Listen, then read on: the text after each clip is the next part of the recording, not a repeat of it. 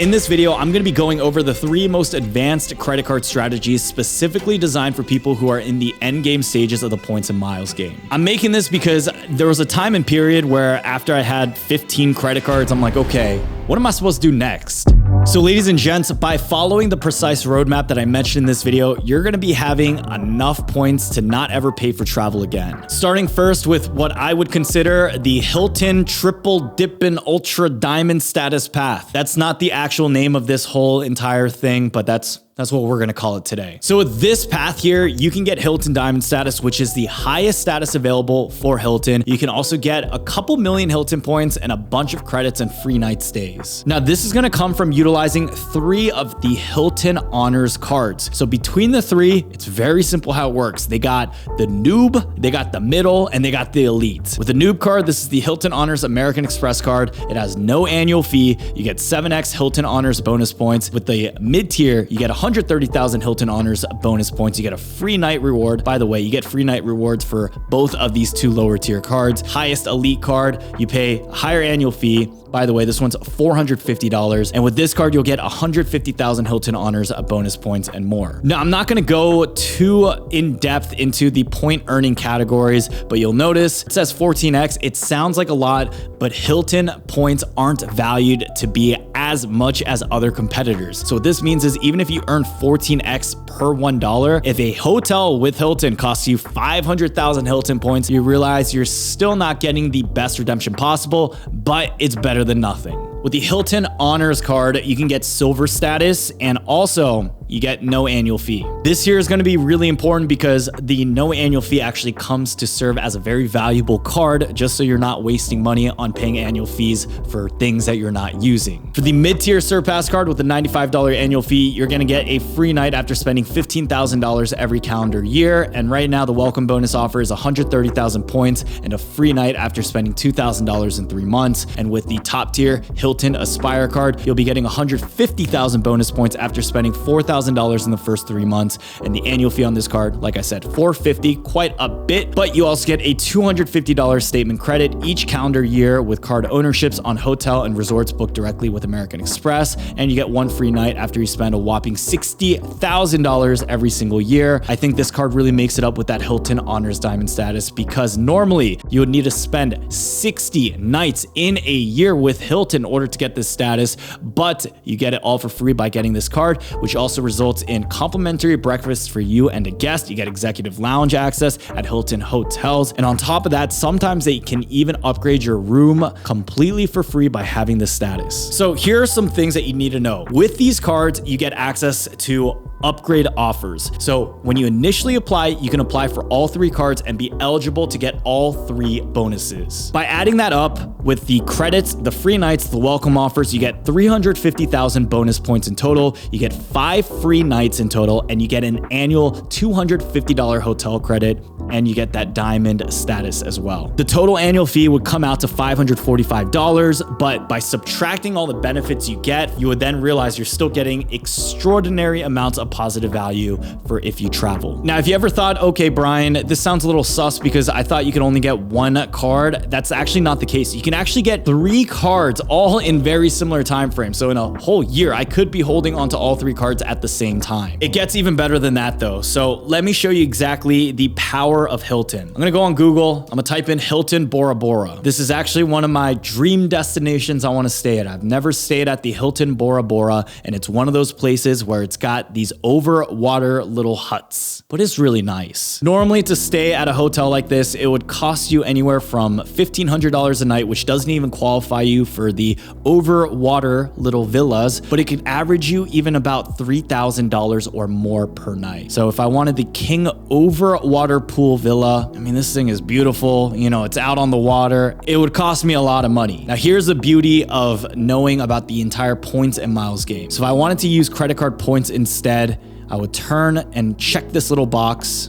Now, within the whole rates, it's telling me it's about 994,000 points per night. Now, I actually had booked this hotel to be like in a month from now, so I'm gonna be getting some of the highest rates, and plus it's during summer where it's like peak traveling. But if I had pushed the dates out, so as an example, I'm gonna load up some more prices for you guys to see. You'll notice that instead of it being 990,000 points per night for 4 nights, it's 120,000 points per night for 4 nights. So ladies and gents, even for 1 million points, if you're able to get 2-3 million points, you're still effectively able to get at least $6,000 back in value at the bare minimum. It goes a little bit further than that because what you can most often do in order to, play the system and maximizing every dollar you can get is the fact that if you sometimes book one of these other villas where they're significantly cheaper, sometimes they're even like a couple $100, like $400 or $500 a night. And because you have Hilton Honors Diamond status, you could also get an upgraded room to one of the more expensive ones all for free. Pair that up with the fact that if you get a bunch of points with Hilton, you're pretty much set for a free vacation. So there's clearly a lot of value in these cards, especially if you're able to stay at some of these Hilton properties.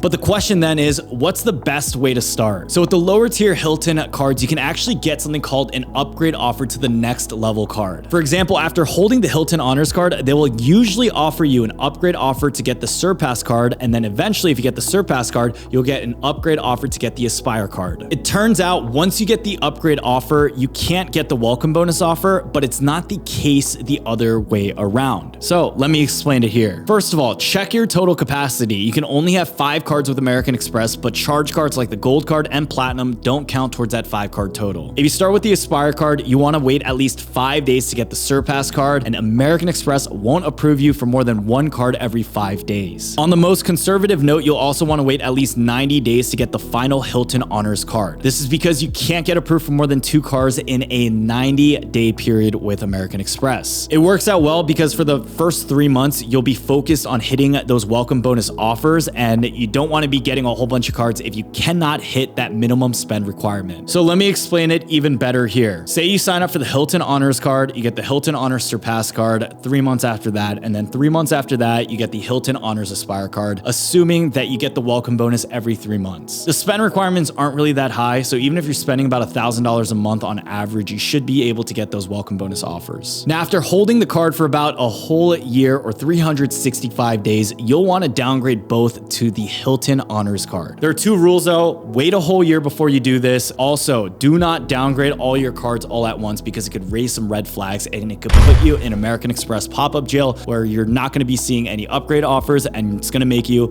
unqualified to get future welcome bonus offers. Now, there is a reason why you downgrade these cards, and that's so you can get an upgrade offer. These upgrade offers add up to be quite a bit, and over time, if you stack them, this is how you get well over 1 million points with Hilton. So on all 3 of the Hilton no annual fee honors cards, say you end up getting a pop-up for 1 welcome bonus offer to get the Surpass card, you upgrade it, you make sure you hit it, then shortly you wait for that card, and then maybe even after that, you'll also get another upgrade offer later that year for the Hilton Honors Aspire card. Pretty much this is a system of just going up the ladder, getting those upgrade offers. If you're not seeing it, you can always downgrade too. And it's just putting yourself in a position where you're able to accrue more points from something that you're already going to do. Now, this is why I highly recommend most people to save Hilton for endgame strategies, for it to be last, just because you have a lot of space for you to maximize these rewards. I also highly recommend that anyone who's trying to take like their dream honeymoon trip, or you have a dream family destination, and this is that one trip that you really just want to go all out for, this is where it would count. For me, the Bora Bora destination is what I would envision that to be like. I think it would be an amazing dream or opportunity to go with my entire family, but I do know how expensive that can get. Either way, you're still optimizing a ton of free benefits. You're accruing a lot of points, and even if you don't travel to that particular location, if you stay at any Hilton hotel, you could still redeem a lot of value back. Now, the next advanced credit card strategy is maximizing business credit cards. Now, I've made a full guide on how to maximize business credit cards from beginning all the way till the end, so I'll keep this one rather brief. First, most people assume that they need to own a big business with a physical store in order to get approved for a business credit card, but that's actually not the case. Maybe you deliver food for Uber Eats, or maybe you walk dogs on the side. Regardless if you have a side hustle or any really small business, you're eligible to get business credit cards. This is because you can get approved as a sole proprietor, and most definitely like 99% of the people can get approved to be a sole proprietor within the first place. From that, you just apply for these cards, and then you have access to a whole lineup of other credit cards that give you a ton of additional points. As an example, Chase has a whole lineup of their Chase Ink cards. There's the Chase Ink Premier, the Chase Ink Unlimited, Chase Ink Cash, and Chase Ink Preferred. And after adding up all of the points that you can get from those welcome bonus offers, you'll find that you can get about 300 to even 500,000 points depending on the welcome bonus offers. What's also unique about business credit cards is that they offer some pretty unique benefits to fit within your spending needs. What's also great is that business credit cards don't also impact the 524 rule, which is something that holds a lot of people back, where you can only get approved for 5 cards within 24 months if you want to get approved for another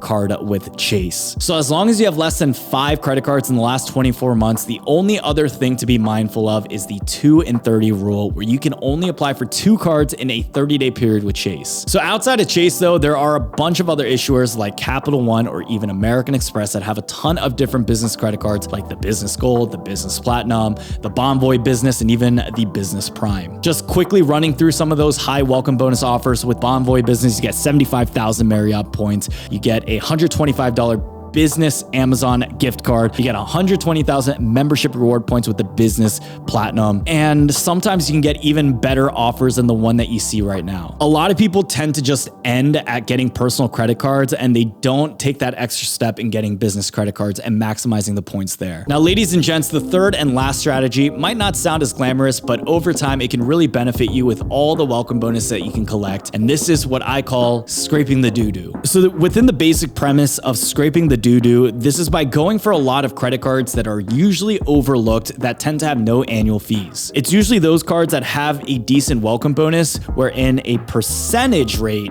you're getting anywhere from 20 to sometimes 40% back on the money that you spend, and people just completely overlook them. This even includes like some of those cards that you go to a store and they're like, hey, we're gonna give you like a $200 Sephora gift card if you get our credit card. Those end up becoming viable at the very end game strategy of the whole credit card journey. Now, there are a lot of credit cards that I would consider to be doo-doo that you shouldn't even look at in the beginning, but I'm telling you, once you get a full stack of credit cards within your binder all set up, it's by doing this and by getting even more credit cards down the road where you can continue to maximize even more cash that you spend. By overlooking some of those cards, you could be sacrificing a whole bunch of points. And guys, trust me, I do know it's not a good look for you to be whipping out the Victoria's Secret card. It would look silly for you to whip that out on like a nice company corporate meal. But hey, if you're able to put a decent amount of spend on that card and then cut it up afterwards and then keep the cash for it, and then you pretty much have like a free gift card at that point, that's still a win-win.